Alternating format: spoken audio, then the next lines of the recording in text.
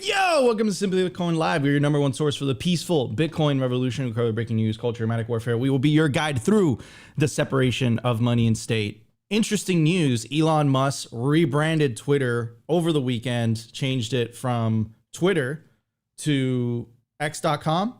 This is something that he's been dreaming of doing ever since his days in PayPal. And the whole idea of PayPal in the beginning was to facilitate trade online.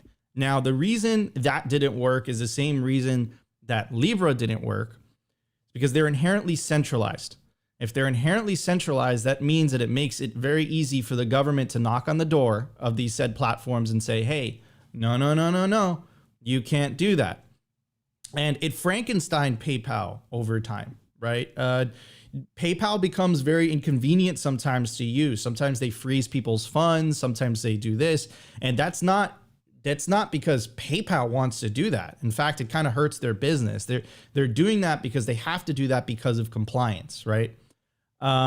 So I don't think Elon's going to be successful in building this platform to, you know, in his own words, right? He believes that if he does this right, you know, X.com will basically deal with half of every single financial transaction of the world. But you can't do that in a centralized platform. He's going to learn the same lessons that he did back when PayPal tried to do this. If Elon really wants to pull this off, the answer is Bitcoin. The answer is building these platforms on top of decentralized protocols like Nostr, like Bitcoin. And remember, Nostr is a protocol, so you can use that on your back end, but that doesn't necessarily mean that people are directly interacting with Nostr. On the iPhone, it's the Damus app, right? So you could use these protocols, and the advantage of using these protocols is because of their decentralization. Even if the guy in the suit comes knocking on the door and says, hey, no, we covered this last week on Friday's show, where in France, they were arguing that in cases of the country rioting or, you know, instability, the government was basically asking for the power to shut down these media platforms, right? But the thing is, you can't do the same thing with Bitcoin. You can't just shut down Bitcoin. You can't just shut down Nostr, right? You can't take them off the web. So I think that if Elon really wants to make his dream come true, I think he's going to learn the same lessons of the past, the same lessons that Mark Zuckerberg learned when he tried to unveil Libra. And the reality is, you know, and Satoshi has even said this in some of his original quotes, right? If it's centralized, there's a metaphorical head to chop off. But the centralized platforms seem to be holding their own. And at the time, he was, of course, referencing Tor, and he was referencing a couple other protocols and technologies. So it's just interesting. It's just interesting that the lessons of the past have not been learned. And also, one last thing before I bring up my legendary co-host, who's always optimistic, and our special guest for today, is that Bitcoin, you need humility to understand Bitcoin, right? And for a lot of people, especially if you're a billionaire who's made their billions in the fiat system, people like Mark Cuban, people like Nassim Taleb, if you don't have that humility to understand, okay, I'm new to Bitcoin and I'm here to fix it, that type of mentality, I'm new to Bitcoin and I could kind of change it. We've played you guys a very famous video of Adam Back, basically saying, look, I spent 6 to 7 months and I have a PhD, I have all these things. And I realized that any single thing that I changed in Bitcoin had a counter effect and would actually make it worse, right? So you need humility to understand Bitcoin. You need humility to feel like, okay, look, like this thing's not perfect. There's pros and there's cons, but if I change this thing, it will inherently change Bitcoin's decentralization. That was what the fork wars were all about. Or they wanted to make the blocks bigger. But what would happen if you made the blocks bigger? If you made the block bigger, it would increase the resource requirements to run a node, therefore raising the bar, making it more expensive to run a node. If it's more expensive to run a node, less people are going to be able to run one. And therefore, that causes inherent centralization. That's exactly what happened when Ethereum migrated to proof of stake. It is so expensive to run an Ethereum node because of its resource requirements. So the key is decentralization. Without decentralization, without the sly roundabout way, governments are inherently always going to co-opt it. Full stop, period, right? So I think maybe he's going to go through this like very tough type of learning experience. But at the end of the day, we always say this: all roads lead to Bitcoin. It's inevitable. Anyways, let's start the show. I want to bring up my legendary co-host, always optimistic. How you doing, Opti? I'm good. I got a fly that's bugging me right now, though. Fly got in the room. Anyways, that's totally off topic. Did you guys see the rebrand this morning on Twitter? It was absolutely atrocious. What are they doing over there? But hey, that's a totally different topic. Very interesting. Are we going to be playing this clip that was going around over the weekend, Nico, and the numbers, or of Elon Musk talking about the half of every transaction?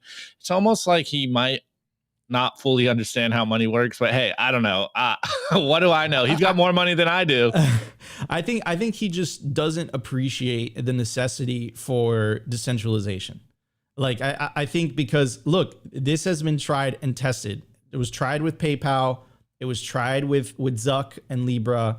And now it's going to be tried again. And I suspect they're going to run into the same issues, the same problems, right? Yeah, without a doubt. If it's not decentralized, it will inherently be co-opted by the government. Anyways, I also want to bring up my very special guest, Opti's special guest. This is Selly. We have Selly, who is literally live streaming from the woods. He has disconnected from the grid. He is in the middle of nowhere. Grid. How you doing, Selly? Uh-oh. I think you're muted, my friend.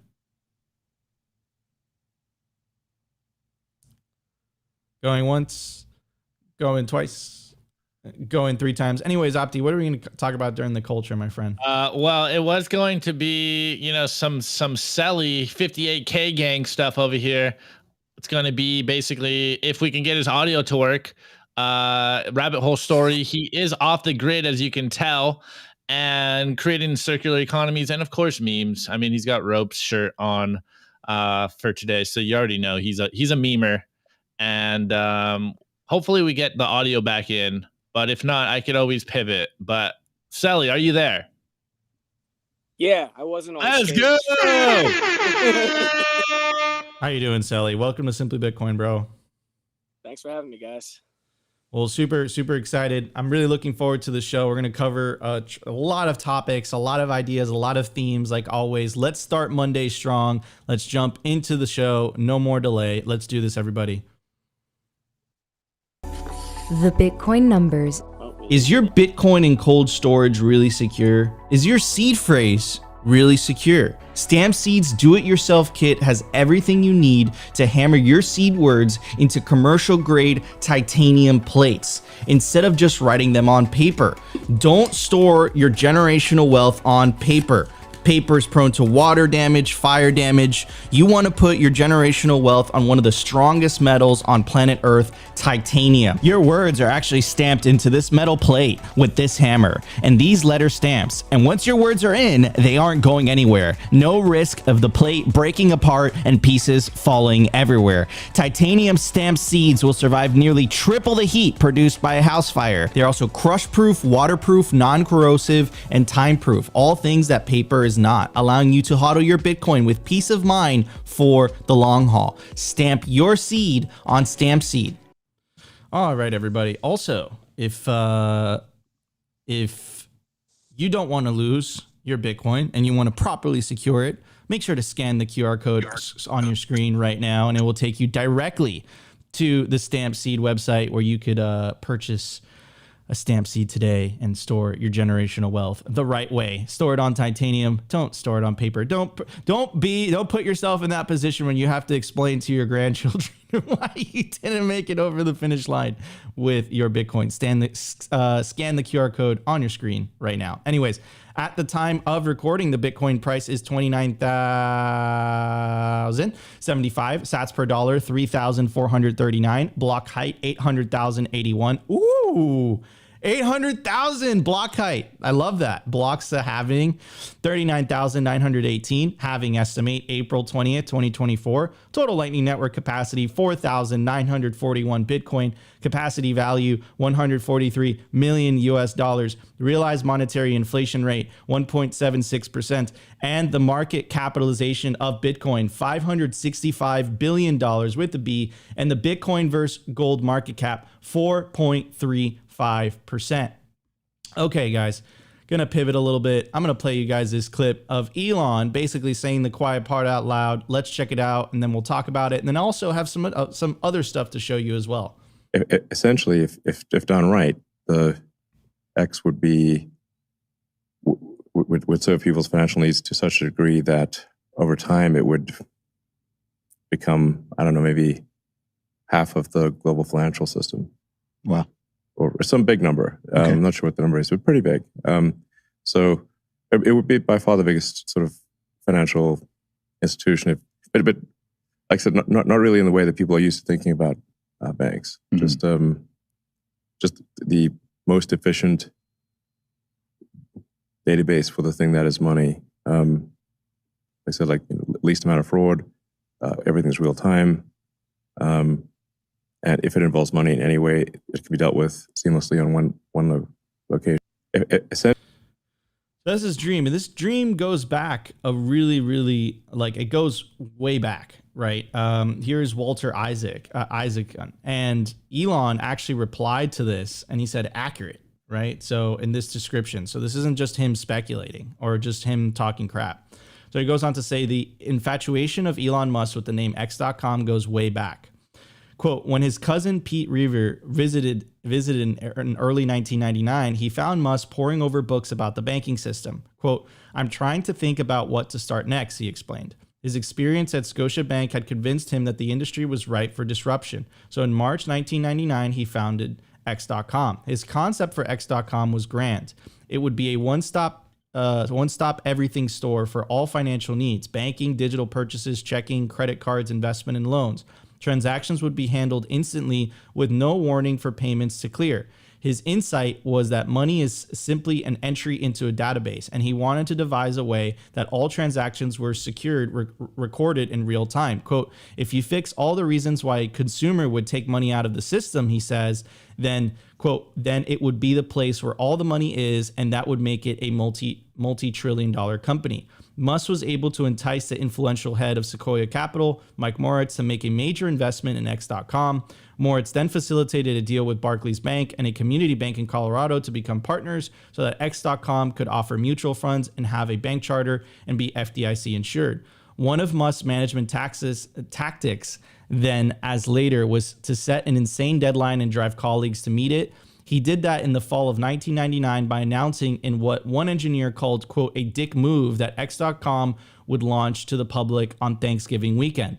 In the weeks leading up to that, Musk powered the office every day, including Thanksgiving, in a nervous-making frenzy and slept under his desk most nights. One of the engineers who went home at 2 a.m. Thanksgiving morning got a call from Musk at 11 a.m. asking him to come back in because another engineer had worked all night and was not, quote, running on full thrusters anymore. It goes on to say, after a merger with a company co-founded by Peter Thiel and Max Levchin, the company became known as PayPal. Musk insisted that the company's name should be X.com, with PayPal as merely one of its subsidiary brands. He even tried to rename the payment system X PayPal. There was a lot of pushback, especially from Levchin. PayPal had become a trusted branded name, like a good pal who is helping you get paid. Focus groups showed that the name X.com, on the contrary, conjured up visions of a seedy site you would not talk about in polite company. But Musk was unwavering and remains so to this day. If you want to be just a niche payment system, PayPal is better, he said. But if you want to take over the world's financial system, then X is the better name. Now, key here, if you want to take over the world's financial system, why do you think PayPal was not able to achieve this? And if you still don't believe me, here is Facebook. And I think this is a foreshadowing to what will happen to X.com, or now Twitter, if they go down the route of using a centralized database or a centralized system or a centralized software. It will inevitably be co-opted by governments. If you don't have that sly roundabout way, it's so easy. There's only one door to knock on and say, hey, what's going on here? So the DM Association, a group Facebook spearheaded to launch the DM stablecoin, said Monday it will sell its intellectual property and assets to the California bank Silvergate. The announcement caps a nearly 3-year odyssey on the part of Facebook and its partners to launch a digital currency, which was first dubbed Libra in 2019 until its rebranding as DM in 2020. Facebook has also renamed itself as Meta. Lawmakers and regulators in the United States and Europe ultimately derailed DM's ambitions, stoked by fears how such an offering on the scale of Facebook would impact the financial system and the control central banks assert over money. The so-called stablecoin, a type of cryptocurrency tied to other kinds of assets, never launched. DM backers failed to move the needle even after they assembled a small army of lobbyists, rebranded the project, downplayed Facebook's involvement, and pared down their ambitions for a single digital currency. Many assumed the writing was on the wall after David Marcus, Meta's point person on DM, departed the project late last year, as well as other key figures involved. Quote, as we undertook this effort, we actively sought feedback from governments and regulators around the world, and the project evolved substantially and improved as a result. Despite giving us positive, substantial feedback on the design and the network, it nevertheless became clear from our dialogue with federal regulators that the project could not move ahead. As a result, the best path forward was to sell DM's group assets, as we have done today to Silvergate. So the question for you is, we know that in the United States, they just launched FedNow, which is the first introduction of an American central bank digital currency. Do you really think that they are going to be okay with letting go over, it says it right here, the control central banks assert over money, right? And if it's inherently a centralized system, history has shown time and time again, they will stop that project. And even worse, let's say he does get away with this, right? Let's say, Elon Musk has more influence and he's able to kind of go forward with it. What is eventually going to happen? They're going to use that as a surveillance platform. They're going to deem who is entitled to use money, who is not entitled to use money. The solution is Bitcoin. It's always been Bitcoin. But the thing is, if it's Bitcoin, then Elon Musk can't rent seek. You can't take a percentage of the transaction fees, right? You could already, put your Bitcoin address on your Twitter account, and you don't need to go down that path, right? I think this is a solution searching for a problem. We know that Bitcoin does this already. And as Nostr has proved, as Damus has proved, right? You literally have the payment system right there. Before Apple kind of did their thing, I was getting zapped directly from my content. It was great, right? You posted, I posted a video of Simply Bitcoin or Simply Bitcoin IRL, and people would zap me and that would go to me directly, right? If it's not direct, if there is an intermediary, if there is a middleman, that middleman will eventually be co-opted, as was the case with PayPal, as was the case with Facebook's attempt as well, right? And look, someone in the comments says the government hates competition, especially now that the government is launching their own thing. They're telling you, look at their words, the paper released by the Treasury, which we covered last week tremendously, right?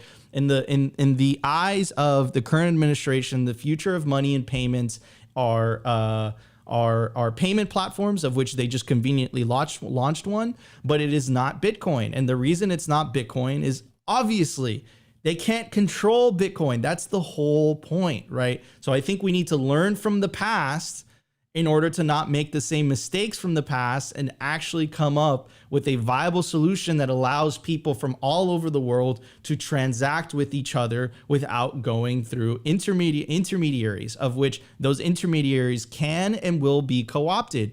And let's say they go along with this. Look at what was released with the Twitter files.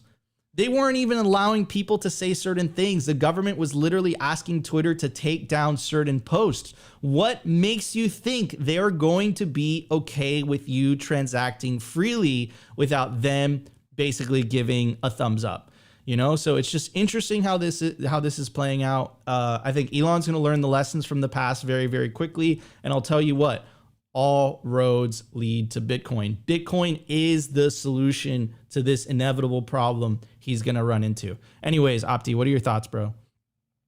Well, yeah, I mean, I forget who that Twitter post was, but X.com does seem kind of seedy. And it's very interesting that it's being cloaked in this, like, oh, you know, I'm just here to create a better payments platform, you know, financialize twitter.com or whatever, make just one financial product for everything. Obviously, we've known for a while that Musk has been talking about doing a what's it called again? WeChat of the West.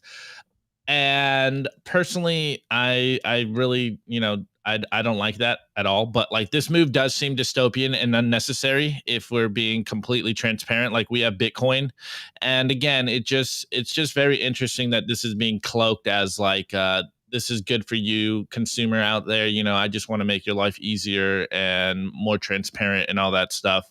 And I don't know. I just, again, like I'm with you, Nico. Obviously, we're Bitcoiners and we understand the meme. You know, you don't change Bitcoin, Bitcoin changes you. And you do need to humble yourself at a certain point and realize that, like, look, this technology is already there. It's called Bitcoin. It's just about integrating Bitcoin into the products that we already have, into the services that are already out there. And you don't really need to recreate the wheel anymore. I mean, he's tried to do this with PayPal in the past. Maybe it's just a certain amount of tunnel vision, having your blinders on and not seeing the forest for the trees. But I think in time, we'll see that Twitter does need Bitcoin and integrated in a way that it's not just like, you know, having a lot of friction like it was before with the Twitter tips and stuff. Just, you know, imagine having the network effect of Twitter, but with the Nostr zaps. It would put Bitcoin in the hands of, I don't know how many users are on Twitter, but I'm going to guess millions of people would be exposed to Bitcoin, and that would just be beautiful to see. But anyways, let's see. Selly, are you there? Can we hear you? I think you're muted, bro.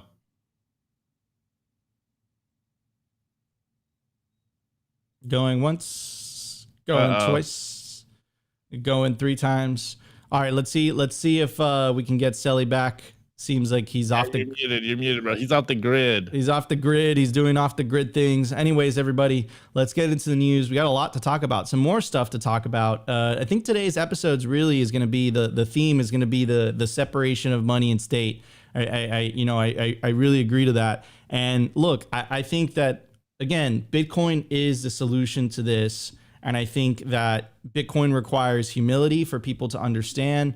Once you are humble enough to realize, okay, you know, I can't change Bitcoin, right? But I could definitely benefit from it. I think, you know, it's the solution. It is the thing that Elon's gonna need in order to build this out. And look, I think Jack Mallers has shown with Strike that, you know, you don't have to use Bitcoin the commodity per se, but you can use Bitcoin the network to facilitate, you know, these international transactions and such. So anyways, all right, everybody, let's move on to the news. We got a lot to talk about. Let's check it out.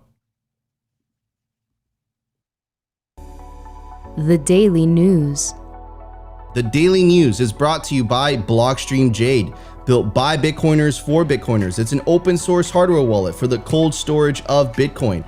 Check out the brand new limited edition color, the transparent green jade. Blockstream Jade houses a full color camera, allowing for fully air-gapped Bitcoin transactions, scan and display QR codes directly on the device, assign transactions, and verify addresses with ease. Use your Blockstream Jade with your favorite wallet software, such as Blockstream Green, Blue Wallet, Electrum, Sparrow. Get yourself a Blockstream Jade today and take self-custody of your Bitcoin. All right, guys, I also want to give a shout out to the Orange Pill app. They're currently building the social layer for Bitcoin, as crazy as it sounds. Without the people, Bitcoin is just ones and zeros. Bitcoin is the people. Bitcoin is you. It's me. It's Opti. It's Satoshi. It's Selly. Download the Orange Pill app for iOS or Android and connect with other Bitcoiners in real life today. Find other Bitcoiners that live near you, and you can even go into the app totally anon and search for other Bitcoiners by common interest. Orange Pill app is also the world's biggest repository for Bitcoin-only events. If you want to meet other Bitcoiners in real life, this is the app for you. Sign up through the App Store, and you can even pay in sats. And also, Opti and I appreciate all the messages and love that we're getting through the Orange Pill app. We appreciate you all, and thank you guys. Anyways, moving on to the big news for today. This is no BS Bitcoin. It says District Court dismisses Coin Center's case against unconstitutional financial surveillance. Let's look more into it. And this passed during the infrastructure bill, and it's very interesting. And I'm gonna read you some passages from the book, The Sovereign Individual, and I'm gonna make the case that I think Bitcoin in its current iteration is incompatible with how the current system functions. And I think that Elon's going to learn. He has this dream of making this app, this worldwide phenomenon and this whole thing. But at the same time, it's interesting to me because PayPal ran into those issues very, very quickly. Why do you think PayPal doesn't work in certain countries? Right? Do you think that PayPal is doing those decisions, or does it have to do with compliance? Right?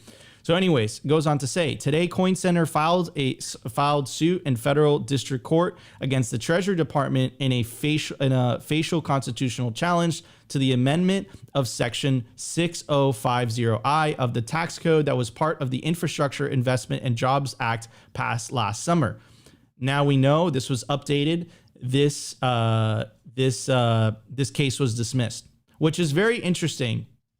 And I'll get to why I believe that perhaps maybe, this is against the Fourth Amendment. But I think that, I don't think governments really care about the constitutional amendments. I don't think governments really care about, what these laws or what these Bill of Rights are in order to protect citizens from state overreach. I don't think they really care. I think that governments benefit so much from this privilege of being able to create money for free that everyone else has to work for, from this ability to spend money they don't have, from this ability to deficit spend. In the case of the United States, it's $1 trillion they spend every single year than they collect in tax revenue, even though they collect more tax revenue every single year. The government doesn't have a tax collection problem. The government has a spending problem.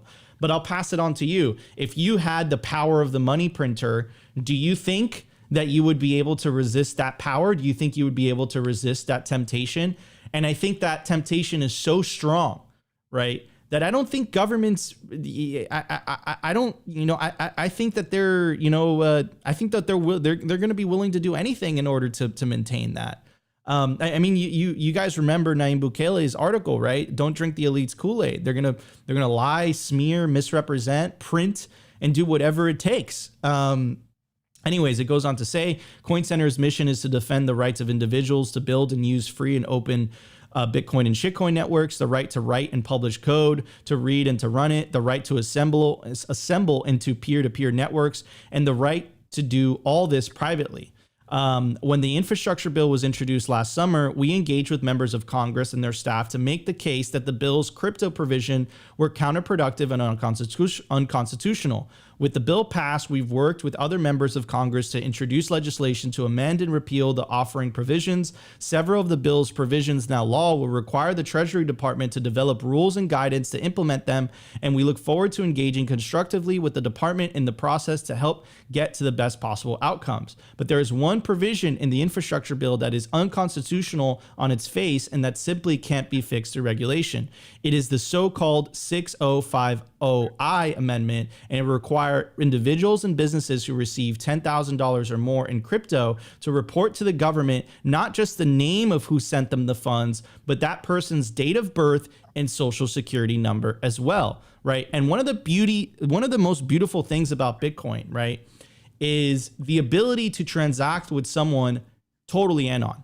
You don't need to know who they are. If they contribute work to you, right, and they could be based anywhere around the world, right? And I'm going to read you a book. I'm going to read you a passage from the Sovereign Individual. What that's going to unleash for the world as well. That's one of the best benefits of Bitcoin, is the fact that you're able to pay people without having to know who they are, without having to know their identity. What if they don't have a social security number? What if they happen to be born in a country that the U.S. Government doesn't necessarily or isn't in good terms with, right? And again, like, just because the U.S. government has sanctioned certain countries, who's actually paying the consequences of those sanctions?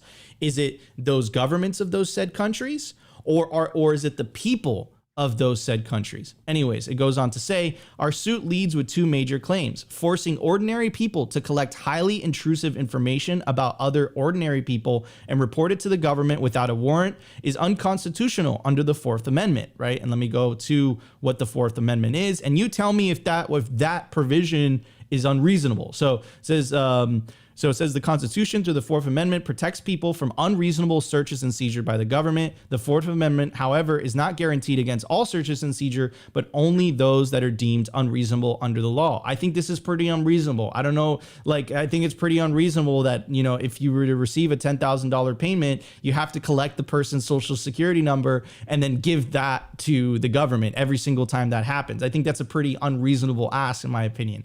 So the second thing is demanding that politically active organizations create and report lists of their donor names, identifying information to the government is unconstitutional under the First Amendment. Remember WikiLeaks, right? They were one of the first to adopt Bitcoin because they were deplatformed by all the other platforms. So what happens if you're reporting on an organization that your state or your government isn't necessarily in good terms with that or said organization, right? Of course, that's not talked about. The first claim is about privacy and our Fourth Amendment right to be secure from unreasonable searches and seizures. The Fourth Amendment already has some huge carve-outs that leave people with precious little space for privacy.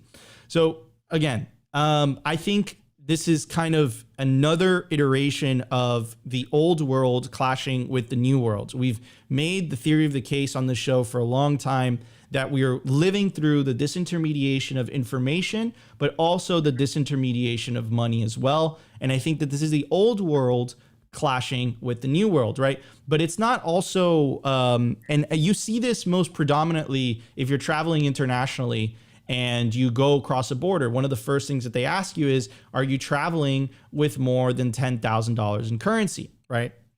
That's one of the first things that they ask you. Now, here's the thing. If you have gold bars, it's going to be very easy for them to search your luggage and see it. If you have a bunch of cash, it's going to be very easy for them to just search and see cash.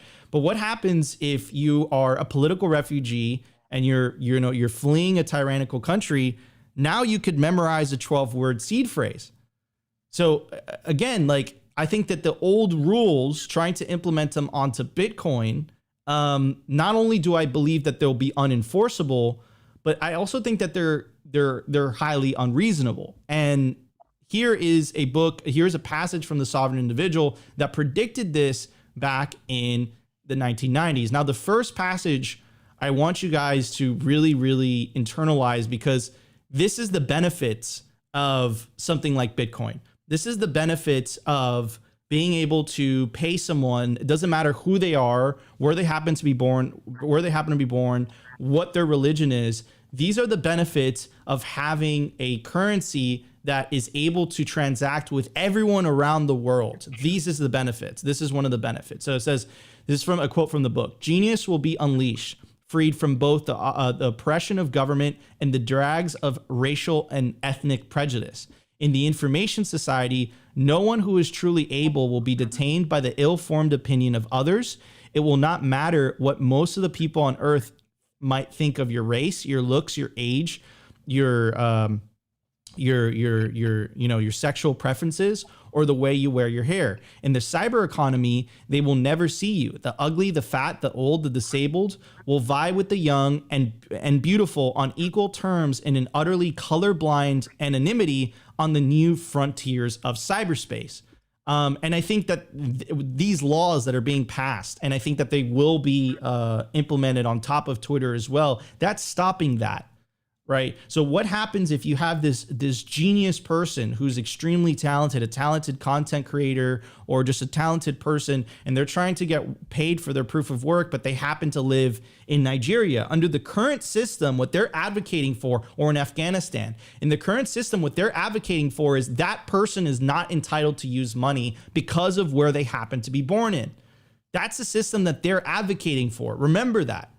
It's a system of privilege. It's a system of there's people that happen to be born in the US. They had the privilege of being born in the US. They're entitled to use the financial system. If you happen to be born somewhere else, you're not entitled to use it, right? So anyways, it goes on to say, new technologies will allow the holders of wealth to bypass the national monopolies that have issued and regulated money in the modern period.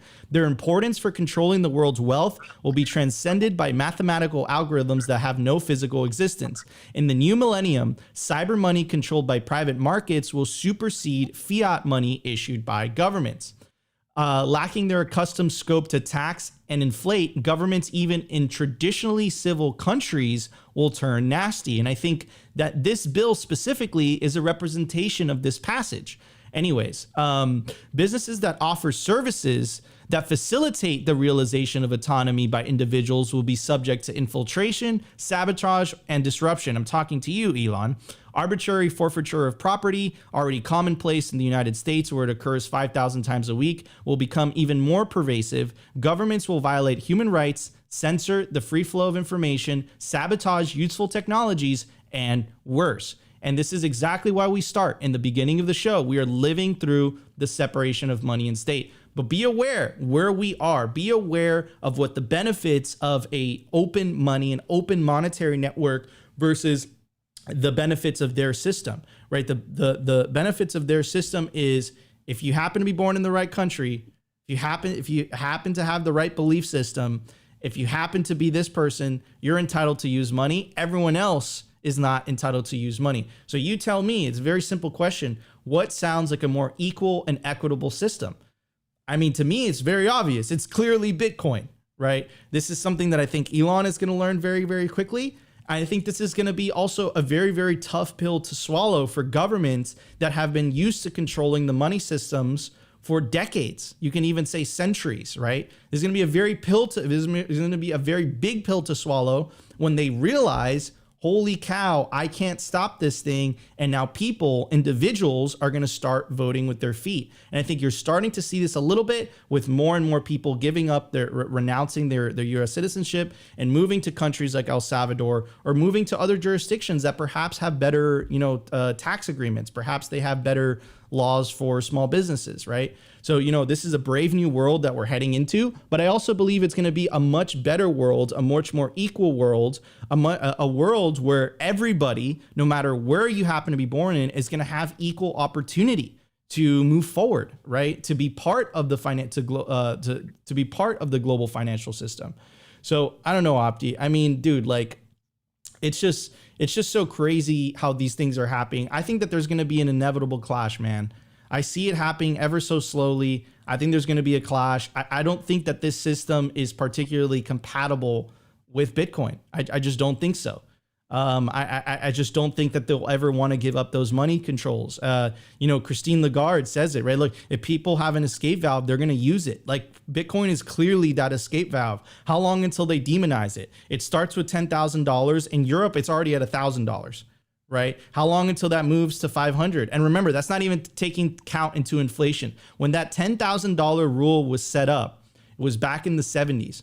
$10,000 was the equivalent of like, I think it was like 72,000, like $50,000 to $72,000. They never changed the number, right? And the reason that they were able to pass that in the 70s is like, oh, it's $50,000, it's $70,000. No one's ever like, that's such that sounds reasonable. And now fast forward, right? That $10,000 stays there. And mind you, what they also tried to pass in the infrastructure bill, even though this didn't get passed, was that they wanted to pass a law that would surveil every $600 transaction, right? So forgive me for saying this. I just don't trust them. I don't trust them when they say this, right? These are also the people that are telling you, right? We want to roll out central bank digital currencies and we're not going to use them against you.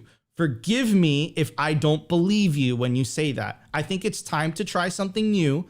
I think we've believed them for decades. We've taken them at their word, and I think they've consistently shown a pattern of behavior that they'll tell you something, and as soon as they get it implemented, as soon as they get that power, right, they end up using that against their own citizens. So anyways, that's my take. Those are my 2 sats. Opti, what's your take? And then we'll move on to Selly. Yeah, I mean, I'm going to double down or maybe even triple down on this. This is very obviously an attempt at keeping the monopoly on money. What do we say every single morning or probably every single day on the show? It's Bitcoin or slavery, and you can't convince me otherwise. And that 60-50 I rule is absolutely insane. Like, that's the whole feature of Bitcoin. Like, I don't need to know who you are to send you sats. That's what it's about. Send me an address. I can literally send you money around the world without knowing who you are in 10 minutes. And that is a feature, guys. Like, this is out of control. The powers that be are out of control. And we talk about it all the time. Like, they really want to track and bag everything you do. And that should absolutely terrify you. Like, why is this the status quo where we have to trust a small cabal of bankers to allow us to use money when we know that money is just a tool to trade? And yet everyone thinks that it's a status quo to have a government issue that money and they be the middleman. Like, I don't know about you, but I've opted out of that. I don't believe that that is the way that things should work. And like, this might be a spicy take, but either politicians don't care about the Constitution or the Constitution can't protect us from this type of stuff. Like, which one is it? So like, here we are. We're in this place right now where every government in the world and even most of the politicians in the United States are talking about a CBDC and how this is for, the good of the citizen. And again, remember the framing of CBDC, central bank digital control mechanisms.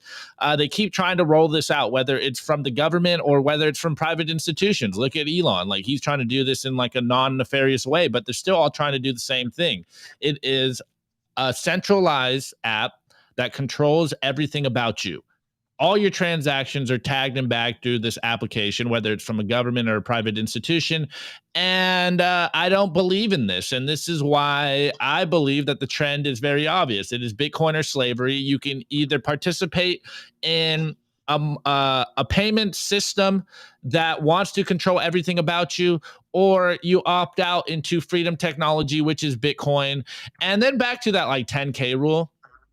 On some respects, obviously, if we account for the inflation, you can try to make sense of it.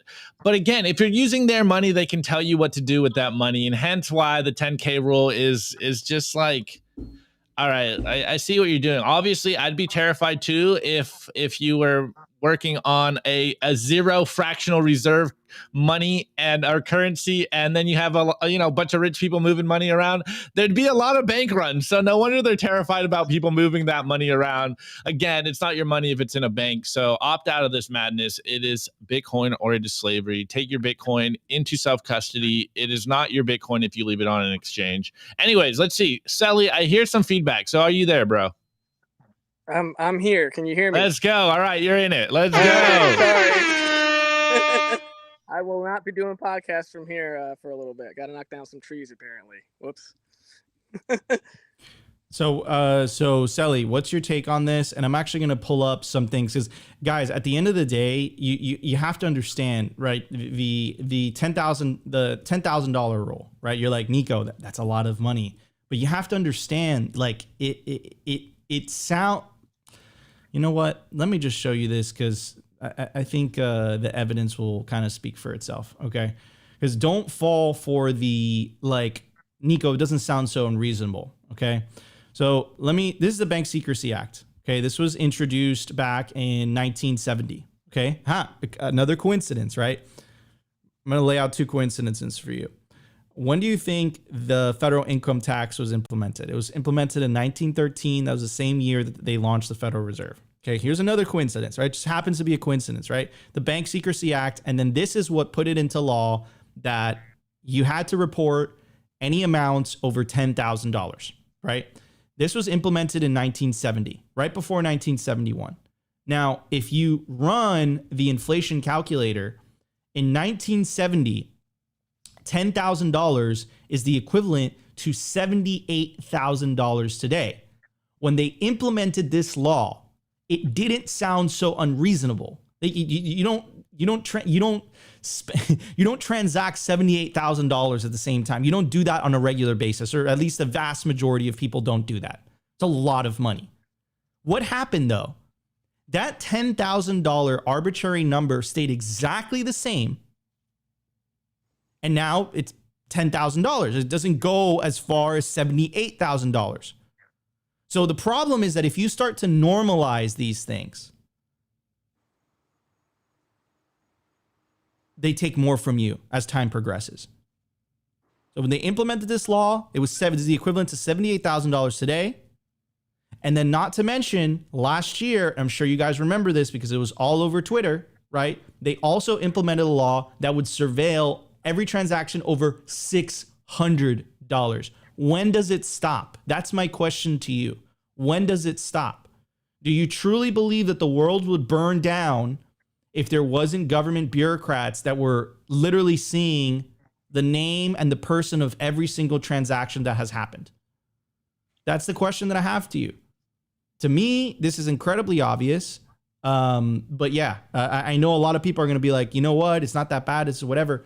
Look back at history. It always starts with some arbitrary number. As time goes by, inflation does this thing, that arbitrary number stays exactly the same, and the controls get stronger and stronger and stronger and stronger. I think it's a totally arbitrary number, bro. Anyways, Selly, what are your thoughts? And then we'll move on to the culture.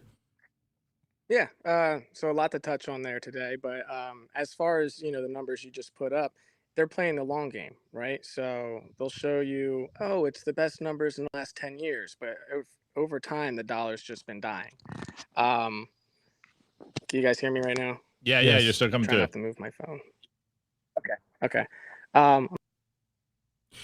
Anyways, all right. So what was I going to say? Let's move on to the culture, Opti. But before we got into the culture, guys, we've been talking a lot about, sovereignty, and we've been talking a lot about privacy. And here's the thing. If you are not using your own Bitcoin node, you're trusting someone else's. So what you got to do is you got to take back control of your financial privacy. And the way that you do that is by running your own Bitcoin node. This is the Nostr. It enables you to connect with the Bitcoin and Lightning networks. Your Nostr acts as a backend to the most popular Bitcoin and Lightning applications you want to run. Running a personal Bitcoin node is the greatest addition you can make to your financial privacy. And this is the Nostr Dojo. Takes a step above. Yes, the red means it is faster. Run your own wallet backend with Samurai Dojo and enjoy state-of-the-art coin joining with Samurai Whirlpool, both straight out of your Nostr hardware. So check out Nostr today. Become a sovereign individual. Don't trust someone else's copy of the Bitcoin blockchain. Only trust your copy. Anyways, everybody, no more delay. Let's jump straight into the culture. We got a lot to talk about. Let's check it out. The Daily Culture. Brought to you by SwanBitcoin.com. Swan is the best way to build your Bitcoin stack with automated Bitcoin savings plans and instant purchases, serving clients of any size from $10 to $10 million. We love Swan because they incentivize self-custody and dollar cost averaging. What are you waiting for? Visit SwanBitcoin.com today. All right, guys, I also want to tell you about the Pacific Bitcoin Festival. It's going to be one of the biggest festivals on the Bitcoin festivals on the West Coast. It's going to be awesome. You think you have fun hanging out with Bitcoiners online? Imagine hanging out with people that Bitcoiners in real life. Speaker list currently includes Corey Clipston, Jan Pritzker, Preston Pish, Lynn Alden, Natalie Burnell, Stefan Livera, Pierre Richard, Jimmy Song, Greg Foss, and much, much more. You can use the promo code SIMPLY to get 21% off the Pacific Bitcoin Festival tickets. I hope to see you guys over there. Anyways, Opti, what are we going to talk about today during the All right, I'm going to try this very quickly. If I have to pivot, I can pivot live. But Selly, are you there? Can you tell people some rabbit hole story? And then we'll go into obviously off the grid living, as you guys can tell throughout the show. So Selly, you're here for a moment. How'd you get into Bitcoin? Well, I was in mortgages and kind of getting into finance. And when I was studying for my Series 66 and Series 7, basically started realizing that everything I was studying for was going to be obsolete. Because that's when I was actually like getting down the rabbit hole with Bitcoin as well. So at that point, I left. So I left right before I took, and I was following the LinkedIn kind of rabbit holes. So I was living in a city, competing with all my friends, trying to get the next thing. Like my friend bought like a $13,000 golf cart, and I was like, okay, this is getting ridiculous. Like everybody keeps spending all their money. I was like, I want to leave my daughter something that's, better than just all these toys. So I sold my house in the city, bought property, and I've been building off grid and raising chickens. So it's been a full 180, but it's all now the time to fight anymore. Just keep on making more money. They'll push you, like especially in mortgage and sales, they'll push you until you're burnt out. And I was burnt the hell out after 10 years in that. So that's my quick rabbit hole story. Love it. Epic. All right. Well, let's get into off the grid sovereign land and the chickens, bro. Everyone wants to know about the chickens. Yeah, before we get to that, guys, we're at 82 likes. Help us keep our streak going. Smash that like button so we can get 100 likes before the live stream ends. We're at 82. Help us get to 100. We only need 18 likes left. Anyways, Sally, what are you gonna say? Off grid living, it's all I see 2 dozen there. I just grew quick. So I'm up to almost 1,000 chickens, and they all live on the property. So they have grass, and then there's also a big forest, as you can see. So they get all the good bugs and everything, and it's the best way to get away from the whole fiat world. I mean, there's chemicals in all the food, and the less you have to go to the grocery store, the less you're going to have to come in contact with that. I'm going to build or dig my own well, so I don't have to worry about city water or anything here. But it's that whole mindset, like the further off grid you get and the longer you do it. I mean, I've been camping out all summer, it feels like. You start to mentally get like, I don't need all of that. The less is more. And the further off grid and the less I need to go in town, I mean, the better. I control everything that all the food goes into all the food, and it's all I utilize as much energy as I can. Right now I'm looking into recycling the chicken poop into gas to power the house and generators and stuff. So got plenty of chicken poop, got to do something with it. Maybe hook up some miners. Mining with chicken poop. Interesting. Huh? Interesting. Oh, we lost him. No. Oh, he's back in. Sorry, all right. Keep switching towers. So. No worries. All right. You talked about chickens and you wanted to talk about circular economy. So are you selling the eggs for sats? What's going on over here? Yeah. So I do sell eggs for sats. Right now I have contracts with a couple grocery stores because I have to get rid of about 1,000 eggs a day right now. It'll be less like as the sun starts as less sun during the day. But yeah, it's hard to sell that many to just plebs. But I've been rebuilding the circular economy, shaking hands. I mean, this is a new area for me, so I'm meeting lots of new people. You know, I don't really have any roots, so I'm kind of trying to get my roots in. But it's also like a lot of bartering out here. You know, it's like, hey, if you do this, you know, then I'll do this for you, and it's a lot more of a community out here than like in the city where everybody does the same thing. It's all the same strip mall and same, you know, type of bars and all that stuff out there. But everybody's spread out, and you don't have that much property to really offer that much. So out here, everybody has plenty of land. They have plenty to offer. So it's been real cool. What I was saying earlier, as far as like local circular economies, we need to rebuild that because, as Nico showed earlier, that chart, you know, 78,000 is you know, how much it would cost or how much that 10,000 was. They killed the middle class, you know, and that's what we need to rebuild. And that's, you know, instead of having all of these businesses, I mean, especially out here, you go downtown, it's all closed up boards, you know, it's pretty sad. But that's because all the Walmarts came in, and no, you no longer shake hands with the people who actually make your food, make your goods and everything. So I think we need to rebuild that because, you know, we don't trust the big corporations anymore.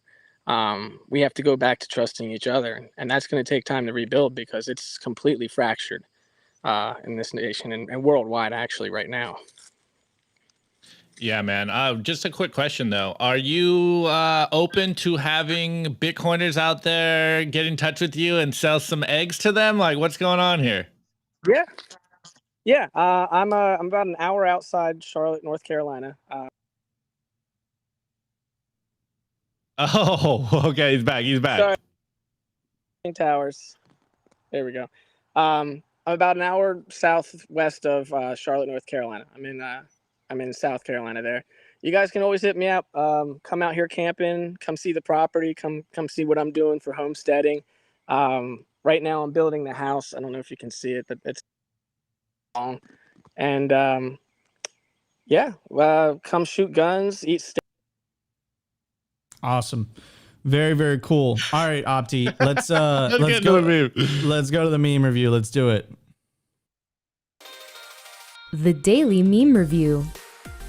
Brought to you by Kaboom Racks. I get this question all the time. Nico, where should I buy Bitcoin miners? The answer is Kaboom Racks. It's the best place to buy Bitcoin miners. That's where you're going to find the best deals and the best prices. Start your mining utopia today. To check out their racks, you got to go to t.me/Kaboom Racks. Join their Telegram group and start your mining journey today. Kaboom Racks.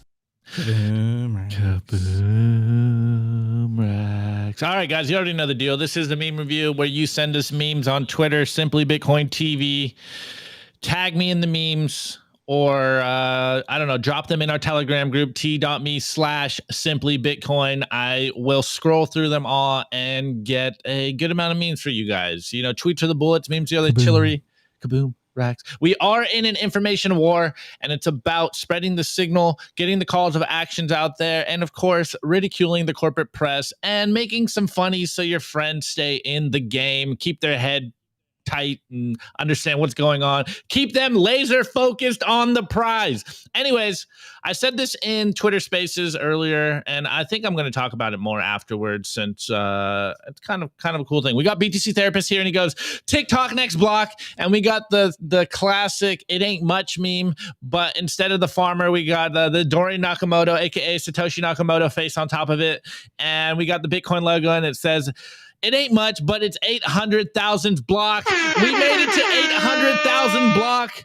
Haven't even gotten 1 million blocks yet, and you guys still don't understand how early we are. Y'all bearish AF, and it shows. Anyways, this next meme is by Charts BTC, and of course, before you throw tomatoes at me, I know it's a chart, and I know you guys are saying that I'm tea leaf reading out here, but I think you guys don't understand where we are in the cycle. And here we go. From Charts BTC goes from one cycle peak to the next. And these are becoming some of my favorite charts. Again, the point of the meme is to keep your head on straight, keep you laser focused on the prize. And you can see here the historical, what do you call this? Cycle cycle peak from cycle peak to cycle peak.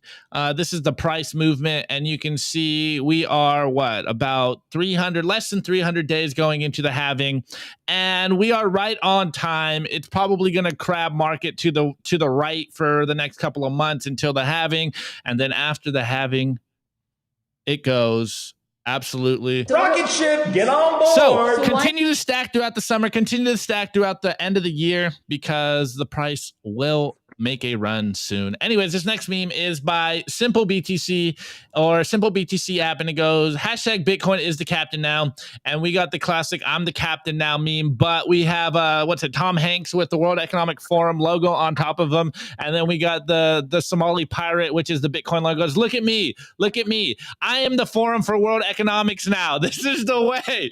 Bitcoin is the true forum for world economics now. Opt into it, or else you will get abused in the fiat world. Anyways, this next meme is by Croesus_BTC, and it goes, breaking, a carrier pigeon lands with a special message for you, hashtag Bitcoin. And you can see it's a comic, and the carrier pigeon lands, and it's got a note for you, and it says 2023 is the last chance to reach your stacking goals. So stay stacking out there.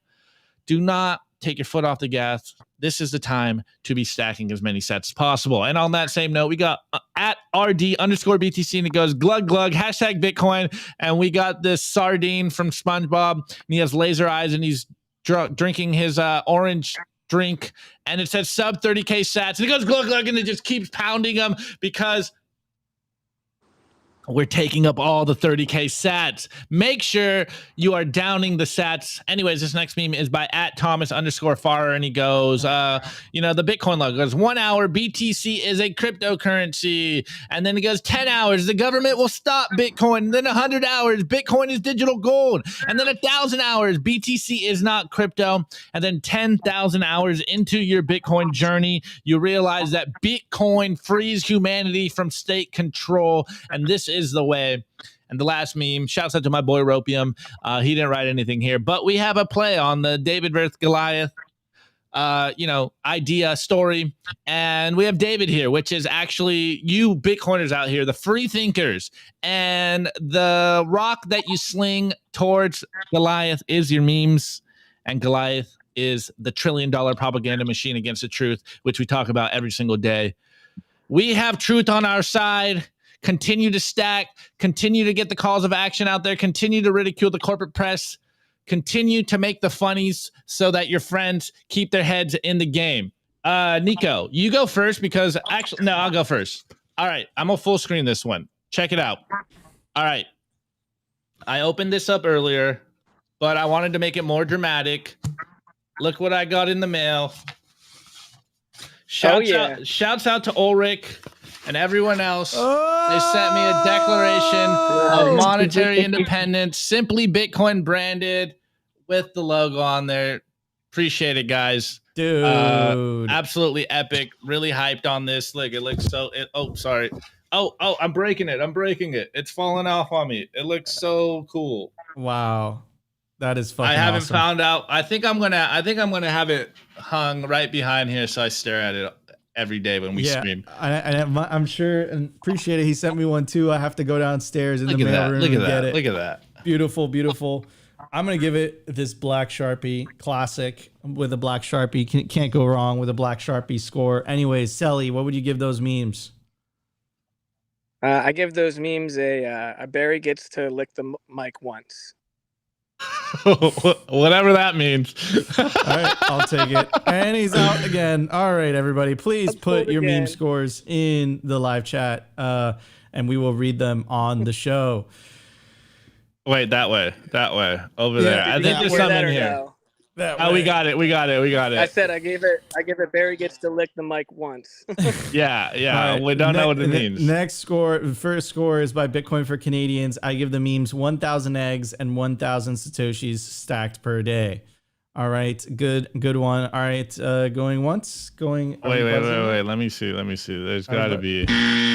We ran out of time. Oh, we got another one. A score. My tiny house escape pad in South Carolina woods. There's a delay today. I give the memes another Elon Bitcoin dump after it's the only thing of value he has left. Yeah, rope. Rating those means Sully's connection is patchier than Opti's facial hair. Opti's E-boy ice cream. Yum yum lick lick. Chickens are slaughtered inside only while they live outside.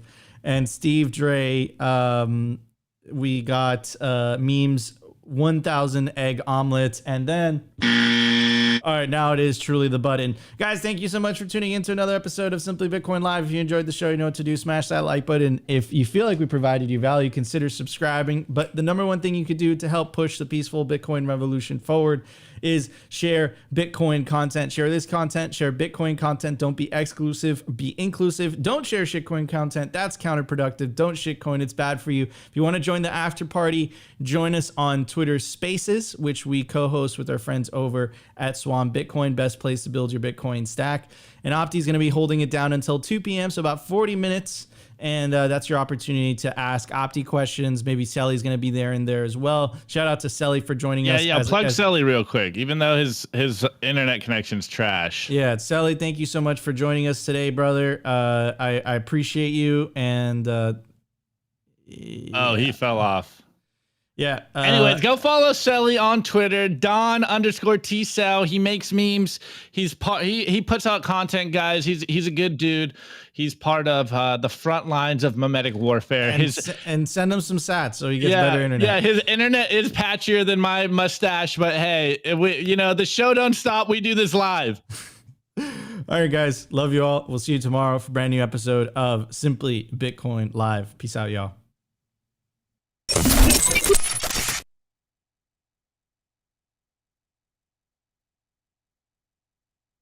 Sally, pop into the spaces. Oh my goodness. Wow, what a Monday show.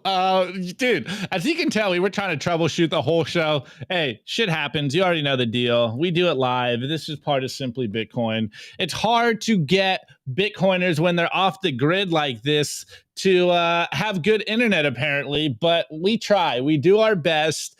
And at least they got some signal from Selly. I think everyone was blown away by the